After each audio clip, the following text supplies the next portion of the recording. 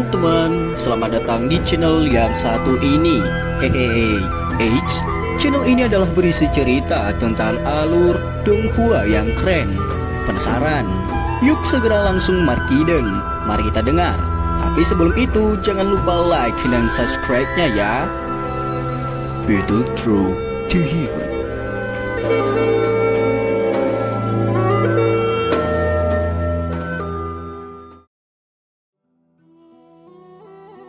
Melanjutkan dari cerita sebelumnya.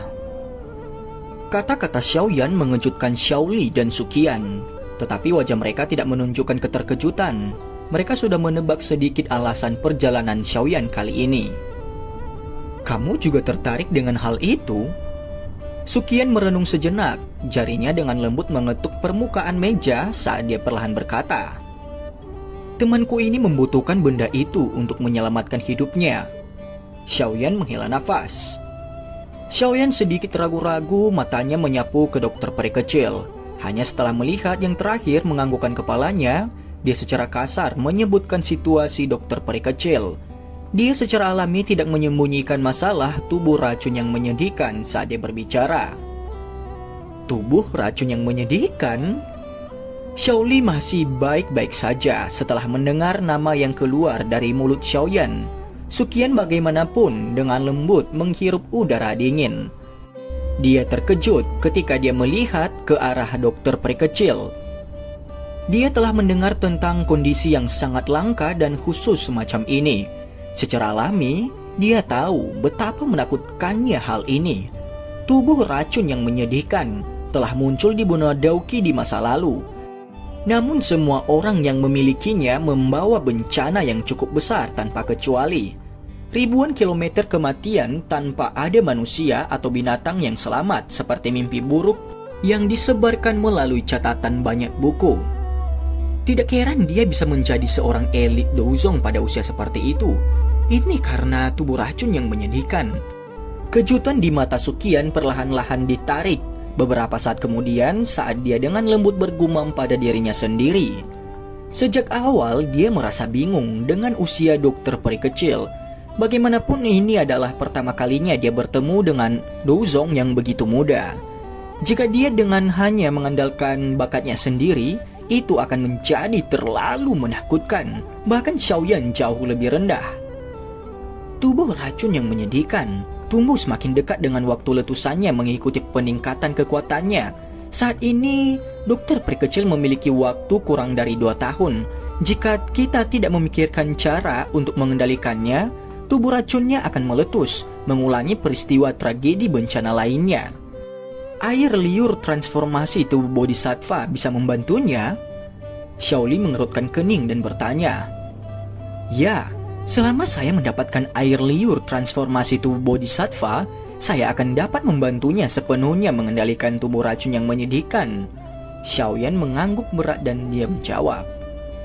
Mendengar ini Suqian menggunakan ekspresi yang agak aneh untuk melihat Xiaoyan. Dia berkata, tubuh racun yang menyedihkan telah muncul di benua Dauqi sebelumnya.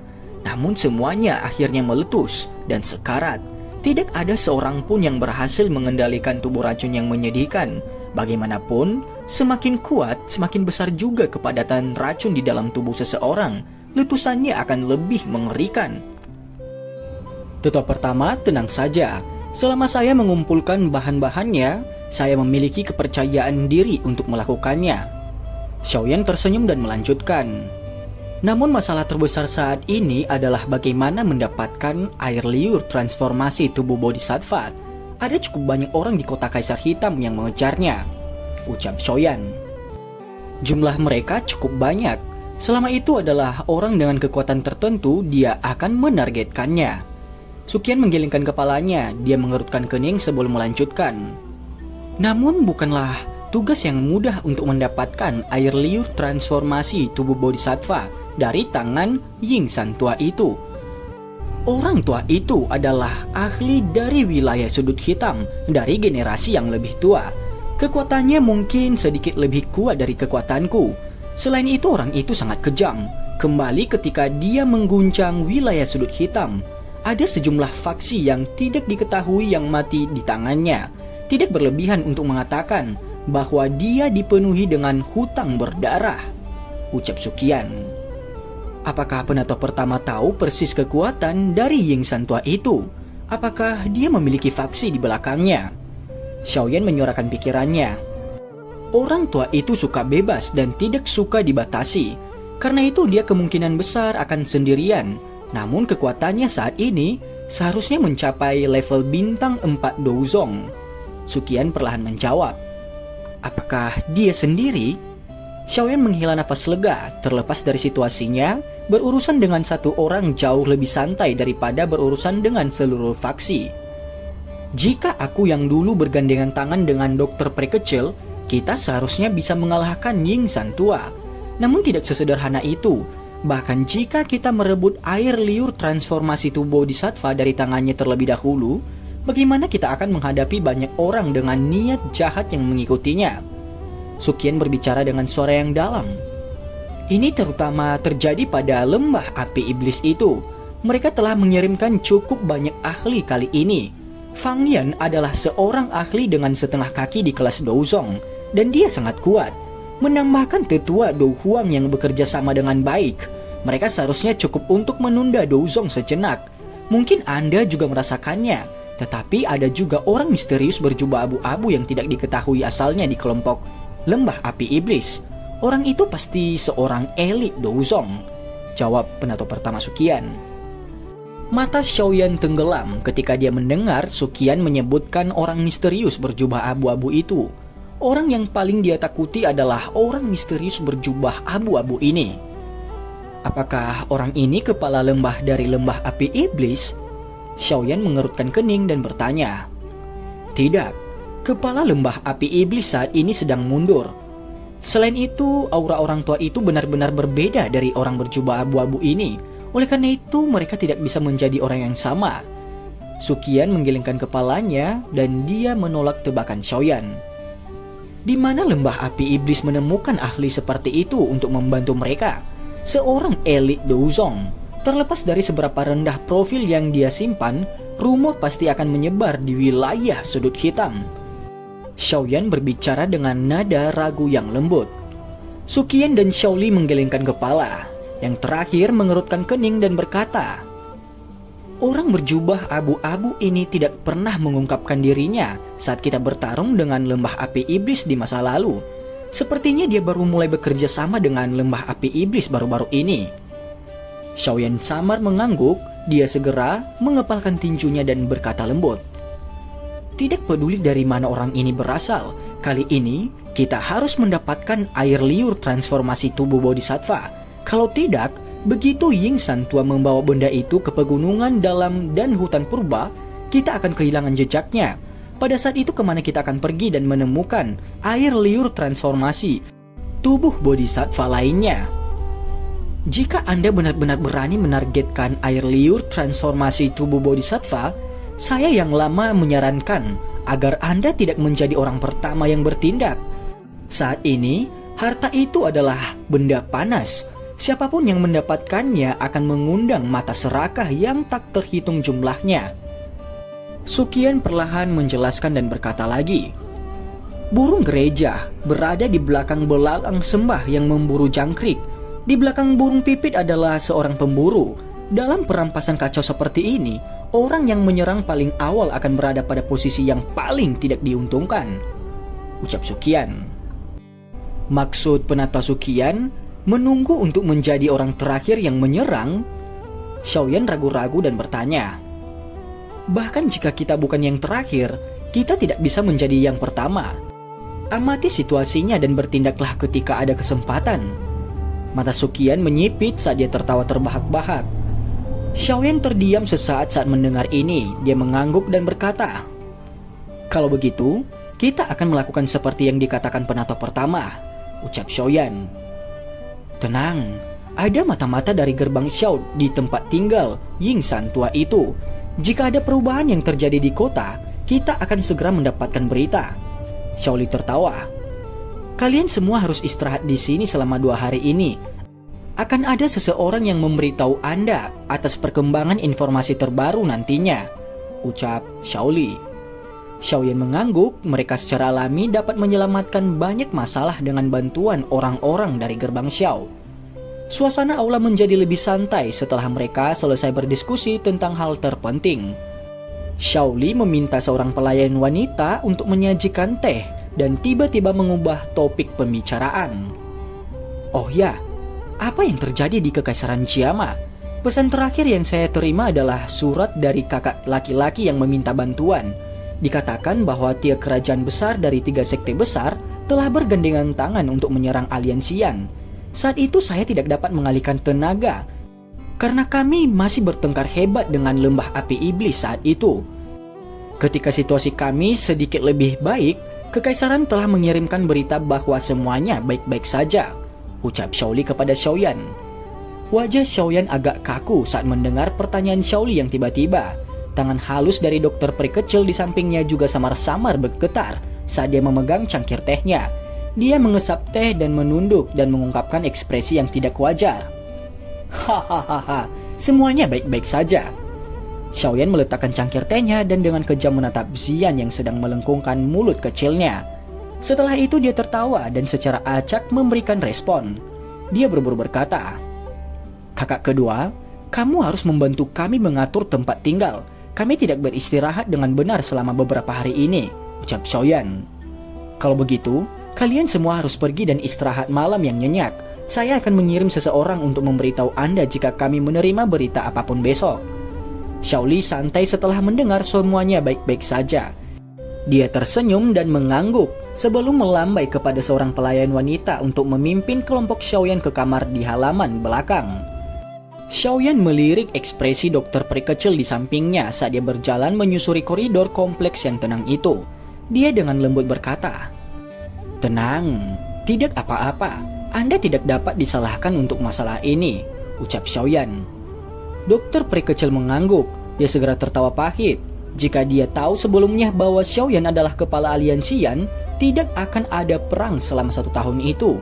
Sekarang masalah itu sudah terjadi. Dia hanya bisa senang karena dia tidak menyebabkan kerabat Xiaoyan mati dalam perang itu. Jika tidak, dia benar-benar tidak akan memiliki wajah untuk berdiri di samping Xiaoyan atau melihatnya membantunya menghabiskan waktu dan upaya untuk mengendalikan tubuh racunnya. "Baiklah, kamu harus pergi dan istirahat dulu. Kita bisa bicara besok," ucap Xiaoyan. Xiaoyan tersenyum. Dia memberi saran dokter peri kecil ketika dia melihat bahwa pelayan wanita telah berhenti di luar ruangan. "Ya, kamu juga harus istirahat lebih awal." Dokter peri kecil menganggukkan kepalanya setelah melihat bahwa itu sudah sangat terlambat. Dia berbicara dengan lembut kepada Xiaoyan sebelum menggeser kakinya untuk berjalan dengan lembut ke kamarnya. Xiaoyan mengirim dokter peri kecil ke kamarnya dengan matanya sebelum menghela nafas. Dia segera melewati koridor dan dengan cepat masuk ke kamarnya sendiri. Langit malam seperti tirai hitam yang menutupi kota Kaisar Hitam. Cahaya bulan yang redup dan sejuk melewati lapisan awan dan menyebar ke bawah.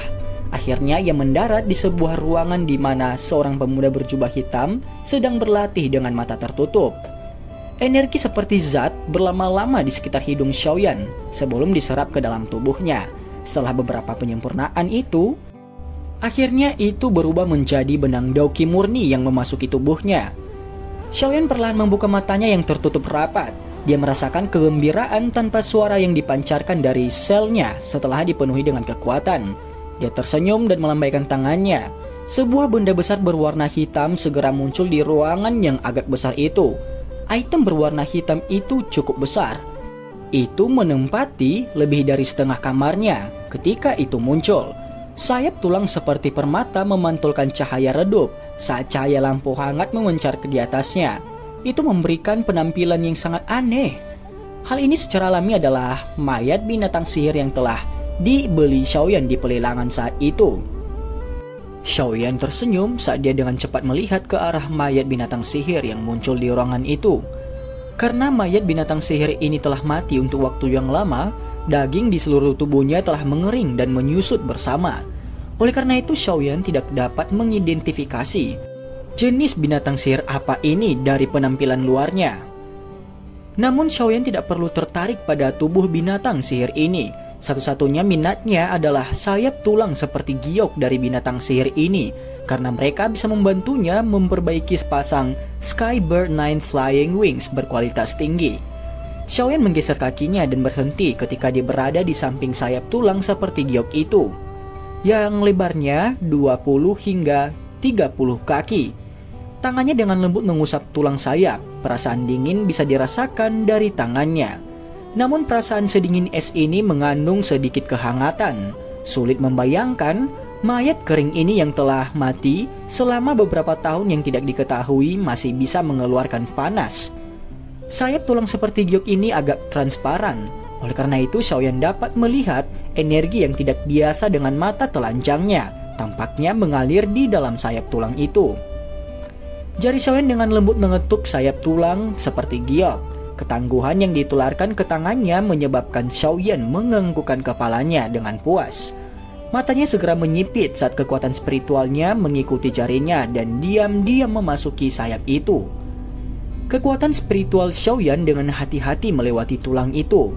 Namun, sebelum dia bisa melepaskannya, sayap tulang tiba-tiba memancarkan cahaya seperti giok yang cerah. Roh Xiaoyan segera menjadi seperti memasuki tornado. Kekuatan hisap yang liar dan kejam secara brutal merobek kekuatan spiritualnya menjadi tidak ada. Tidak lama setelah itu Xiaoyan membuka matanya. Tangannya ditarik seolah-olah disetrum listrik. Matanya menunjukkan seutas benang ketakutan saat dia mengamati sayap tulang seperti giok itu. Beberapa kejutan melonjak di dalam hatinya. Dia tidak berharap sayap tulang menyembunyikan energi afinitas angin yang liar dan keras. Selain itu, hal yang menyebabkan Xiaoyan paling terkejut adalah energi angin masih memancarkan perasaan panas yang sangat kecil. Kedua jenis pertalian yang berbeda ini terpelihara dengan sempurna di sayap-sayap ini. Situasi seperti itu benar-benar misterius. Memang layak menjadi binatang buas terkuat yang akan menerobos ke peringkat 8. Meski telah mati selama bertahun-tahun, sayapnya masih mampu mengawetkan energi liar dan ganas tersebut. Jika ini digunakan untuk menyempurnakan Skybird 9 Flying Wings, mungkin ini akan lebih besar dari apa yang diharapkan. Xiaoyan menjilat bibirnya. Panas membara secara bertahap muncul di matanya yang hitam pekat itu. Kali ini, dia mungkin benar-benar mendapatkan harta karun. Ada baiknya menghabiskan beberapa pil obat. Bahkan jika bagian dalam mayat binatang sihir ini hanya setumpuk daging busuk. Hanya sayap tulang ini yang bisa menyamai nilai pil obat itu. Xiaoyan dengan lembut mengusap tangannya, matanya sekali lagi melirik mayat binatang sihir yang besar itu. Tangannya bergetar dan pedang panjang yang tajam muncul. Lapisan api hijau giok diam-diam merembes keluar. Itu bertahan di sekitar bilahnya. Suhu panas menyebabkan pedang panjang baja ini mengeluarkan sedikit asap putih. Xiaoyan memposisikan pedang panjang sebelum dia dengan keras menusuknya ke tempat di mana sayap tulang seperti giok terhubung ke mayat. Resistensi yang diharapkan tidak muncul. Kulit di permukaan binatang sihir itu yang kering itu seperti kembang tahu saat pedang panjang menembusnya. Xiaoyan menghela nafas kecewa saat merasakan ini. Tampaknya kulit binatang ajaib ini kehilangan ketangguhannya karena busuk selama bertahun-tahun. Niatnya menggunakannya untuk membuat sebuah armor penutup hanya bisa diabaikan. Xiaoyan dengan erat mencengkram gagang pedang di tangannya saat dia mengayunkan pedang panjang untuk perlahan memotong kulit di bagian bawah sayap tulang itu. Setelah kulit di permukaan dipotong, daging putih yang tidak biasa terlihat di bawahnya, namun tidak sedikit pun darah yang keluar. Meskipun Xiaoyan merasa agak terkejut bahwa daging binatang sihir ini dipertahankan selama bertahun-tahun tanpa membusuk, dia hanya bisa menggelingkan kepalanya karena kecewa setelah mengamati secara mendetail. Tidak ada sedikit pun energi yang tercampur dalam daging ini. Sepertinya satu-satunya alasan dia bisa bertahan begitu lama adalah karena ditutupi oleh kulit. Pedang Xiaoyan dengan hati-hati membuat 2 lubang besar di mayat binatang sihir itu yang dikeringkan ini. Setelah itu dia mengeluarkan sayap tulang seperti giok dan dengan hati-hati meletakkannya di tanah. Sayap tulang giok yang telah meninggalkan tubuh binatang sihir tidak menunjukkan tanda-tanda meredup. Ini menyebabkan Xiaoyan menghela nafas lega. Dia agak khawatir bahwa benda ini akan berubah menjadi tumpukan hal-hal yang tidak berguna saat mereka meninggalkan tubuh. Melihat mereka sekarang, kekhawatirannya tidak perlu lagi. Xiaoyan menjulurkan kepalanya ke salah satu dua lubang besar setelah melepaskan sayap tulang. Bau asam yang menyebabkan seseorang merasa pusing keluar darinya. Xiaoyan mundur. Dia ragu-ragu sejenak sebelum mengatupkan giginya dan berkata, "Saya tidak percaya bahwa tubuh sebesar ini tidak dapat menahan apapun." Bilah pedang diayunkan setelah suaranya terdengar. Itu dipotong dengan beberapa busur cahaya dan dengan cepat meninggalkan lebih dari selusin bekas luka pedang. Bekas luka pedang tipis seperti kawat perlahan melengkung sebelum meluas dengan cepat. Beberapa kedipan kemudian, mereka pecah seperti celah. Mayat binatang sihir tampaknya telah terbelah menjadi beberapa bagian saat runtuh. Daging padat dan putih terungkap. Xiaoyan mengeluarkan isi perut binatang sihir itu. Bau asam yang kental merembes keluar setelah bangkai binatang sihir yang dikeringkan itu dibuka oleh Xiaoyan. Akhirnya itu menggulung dan mengeluarkan suara saat bertemu dengan langit-langit. Langit-langit segera terkorosi di depan mata Xiaoyan yang tertegun. Sebuah lubang besar terbentuk. Jika seseorang berdiri di bawahnya, dia akan melihat bulan sabit tergantung di langit malam. Xiaoyan mendecakkan lidahnya dan mengagumi pemandangan itu setelah bau asam benar-benar tersebar. Dia dengan hati-hati berdiri di samping bangkai binatang sihir yang telah dibelahnya itu. Tatapannya menyapu sebelum kekecewaan muncul di matanya. Orang bisa melihat bahwa bagian dalam mayat binatang sihir ini hanya diisi dengan daging putih yang padat. Tidak ada tulang yang tersisa, apalagi organ dalam. Jangan bilang kalau mereka ini terkorosi oleh gas asam itu. Tapi, mengapa daging ini tidak terkikis? Xiaoyan mengerutkan alisnya dan bergumam dengan ragu. Namun dia masih belum mendapat jawaban untuk sialan. Bahkan jika gas asam mampu merusak tulang dan organnya, bagaimana dengan inti monsternya? Itu adalah tempat di mana energi binatang sihir menggumpal. Tidak mungkin itu juga terkorosi oleh gas asam ini kan? Xiaoyan mengerutkan kening. Tangannya terus menggenggam pedang panjang saat dia secara acak memotong daging putih yang padat itu lebih dari 10 kali. Ini terutama terjadi di kepala binatang sihir itu. Namun, hanya warna putih yang mengejutkan yang tersisa di tempat dagingnya yang terbelah. Kepala itu benar-benar kosong tanpa sedikit pun darah atau organ, apalagi inti monster. Apakah makhluk besar ini hanya memiliki sayap tulang ini? Xiaoyan sekali lagi memotong beberapa potong daging, namun itu sia-sia. Dia hanya bisa tanpa daya meninggalkan pedang panjang dan dengan lembut mengutuk. Lupakan saja. Dengan sayap tulang ini, saya dapat dianggap telah mendapatkan kembali apa yang saya habiskan. Jika tidak ada yang lain, biarlah. Xiaoyan tertekan sesaat kemudian sebelum dia menggelengkan kepalanya. Tepat ketika dia berencana untuk menyimpan bangkai binatang sihir yang telah dibedahnya itu, suara lembut dan jelas tiba-tiba terdengar di ruangan itu. "Kamu benar-benar melakukan tindakan menjijikan di malam hari."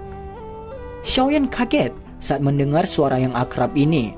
Dia segera mengangkat kepalanya dan melihat bahwa Ziyan sedang mengguncang dua kaki kecil seputih salju di atas tempat gas asam telah membuatnya terkikis. Dia meringkuk mulutnya dan menatapnya. "Kenapa kamu tidak tidur larut malam? Apa yang kamu lakukan berlari ke atap kamarku?" Xiaoyan duduk di kursi dan tertawa saat dia memutar matanya ke arah Ziyan. "Awalnya saya bermaksud untuk tidur, tetapi akhirnya mendengus bau yang membuat saya merasa sangat tidak nyaman. Setelah itu saya bangun dan mencari sumber baunya." Ziyan dengan lembut melompat ke kamar. Dia menggunakan kakinya untuk menendang mayat binatang sihir misterius itu yang telah dikeluarkan isi perutnya. Dia berkata, "Jadi itu berasal dari benda ini." Xiaoyan dengan malas bersandar di sandaran kursi itu. Dia tertawa. "Jika kamu tertarik, kamu bisa mengambilnya saja. Saya tidak tahu apakah daging yang sudah ada di dalamnya selama bertahun-tahun masih bisa dimakan," ucap Xiaoyan. Ziyan yang punggungnya menghadap Xiaoyan mengabaikan godaannya itu. Sepasang mata seperti permata perlahan menyapu binatang sihir itu saat cahaya ungu samar perlahan melayang di atasnya. Saat cahaya ungu melayang, Ziyan tiba-tiba mengambil pedang panjang di tanah sebelum memotong 10 paku putih dari cakar binatang sihir itu di depan tatapan tertegun Xiaoyan. Dia dengan hati-hati meletakkannya di atas meja. "Apa yang sedang kamu lakukan?" Dia dengan santai menarik kuku sepanjang setengah jari dan dengan lembut menekannya. Yang terakhir runtuh seperti lumpur lunak, itu sudah kehilangan semua kekerasannya. Xian agak bersemangat menghadapi kurangnya minat Xiaoyan. Dia mendesak, "Anda harus membantu dengan mengeluarkan api surgawi Anda untuk membakar benda-benda ini," ucap Xian. Xiaoyan langsung kaget saat mendengar ini. Dia baru saja akan bertanya lebih banyak ketika dia melihat sikap Xian yang sangat cemas. Tanpa mengatakan hal yang tidak perlu, dia menjentikan jarinya dan gumpalan api hijau giok muncul di jarinya. Setelah itu melilit kuku putih pucat dari cakar itu. Sebuah adegan yang menyebabkan Xiaoyan terkejut perlahan muncul saat api surgawi itu menari. Orang bisa melihat paku lembut seperti lumpur putih pucat itu tidak langsung berubah menjadi abu di bawah pemanggangan api surgawi itu. Sebaliknya, secara bertahap menyusut dengan kecepatan yang sangat lambat. Setelah ukurannya mengecil, warna putih pucat itu perlahan menghilang. Warna hijau merah menggantikannya. Tepi kuku tajam mengungkapkan kilatan dingin di tengah api surgawi yang bahkan menyebabkan Xiaoyan merasa kedinginan. Pembakaran berlanjut selama sekitar 10 menit atau lebih sebelum kuku putih pucat berubah menjadi duri merah hijau seukuran ibu jari. Hijau dan merah bercampur bersama, tampak seperti penggabungan angin dan api. Saat itu memancarkan panas menderu. Bahkan Xiaoyan tercengang saat melihat pemandangan misterius ini. Siapa sangka benda ini akan berubah menjadi ini setelah dipanggang oleh api surgawi. Mungkinkah ini esensi yang tersembunyi di bawah tubuhnya? Dengan kata lain, apakah bangkai binatang sihir misterius ini tidak berguna seperti yang dia bayangkan? Dan cerita pun bersambung. Terima kasih telah mendengarkan Mimin sampai akhir ya. Dan jangan lupa nantikan cerita selanjutnya. Silakan follow Instagram Baru Mimin B Mageran. Terima kasih.